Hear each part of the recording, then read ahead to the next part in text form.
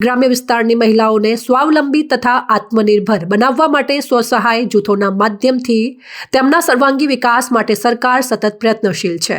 બનાસકાંઠાના ડીસા તાલુકાના તાલેપુરા ગામના રહેવાસી આશાબેન ચૌધરી પશુપાલન અને ખેતીવાડી સાથે ડ્રોન ઉડાડવાની કામગીરી કરીને લાખો રૂપિયા કમાઈ રહ્યા છે।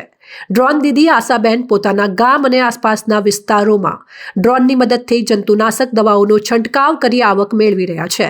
આશાબેને મેકેનિકલ એન્જિનિયર સુધીનો અભ્યાસ કરેલો છે। ડ્રોન દીદી આશાબેન ચૌધરીને સરકાર દ્વારા મીડિયમ સાઇઝનું ડ્રોન તેને ફિલ્ડમાં લઈ જવા માટે ઈ વ્હીકલ અને કોઈ કારણસર અમુક વિસ્તારમાં વીજળીનો સપ્લાય ન મળી રહે તો તેના માટે એક જનરેટર સેટ પણ આપવામાં આવ્યો છે।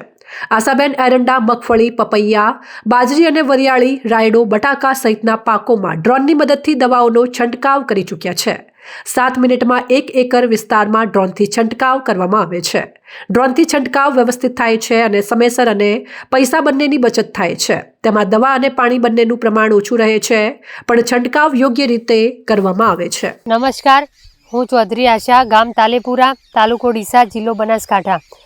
મેં મારા સખી મંડળથી શરૂઆત કરી। અમે પહેલાં એક સખી મંડળ બનાવ્યું, પછી અમે બધી બહેનો ટ્રેનિંગ લેવા માટે કૃષિ વિજ્ઞાન કેન્દ્ર GLPC અને આત્મામાં જતા ત્યાં પ્રાકૃતિક કૃષિની ટ્રેનિંગ લેતા ત્યાં ડૉક્ટર પવાર સાહેબે અમને માહિતી આપી કે નમો ડ્રોન દીદી યોજના આવી રહી છે। તો આ યોજનામાં મેં નામ નોંધાવ્યું। પછી મારું ઇન્ટરવ્યૂ થયું। ઇન્ટરવ્યૂ થયા પછી અમે પૂના ટ્રેનિંગ માટે 15 દિવસ ગયા। ત્યાં ટ્રેનિંગમાં એક્ઝામ પાસ કરીને મને ડ્રોન પાયલોટનું લાઇસન્સ મળ્યું। લાઇસન્સ મેળવ્યા બાદ મીડિયા ભાઈઓ દ્વારા ન્યૂઝમાં આવી ગયું હતું, એટલે બધાને ખબર હતી કે અમને લાઇસન્સ મળી ગયું। તો ત્યાંથી જ ઓર્ડર આવવાના શરૂ થયા। એટલે 1 મહિના બાદ અમને ડ્રોન, ઇલેક્ટ્રિક રિક્ષા અને જનરેટર એમ અંદાજિત 17 લાખની કીટ અમને ઘર બેઠા આપવામાં આવી સરકાર તરફથી ફ્રીમાં। તો પછી અમને ઓર્ડર આવવાના શરૂ, તો હું 2 મહિનાની અંદર લખપતિ દીદી બની ગઈ હતી અને પછી મારે કોઈ જગ્યાએ ઓર્ડર શોધવા જવા ન પડ્યા। ઓલરેડી મારે બધી જગ્યાએ જિલ્લામાં, જિલ્લા બહાર અને મધ્યપ્રદેશ સુધીના મને ઓર્ડર આવવા લાગ્યા।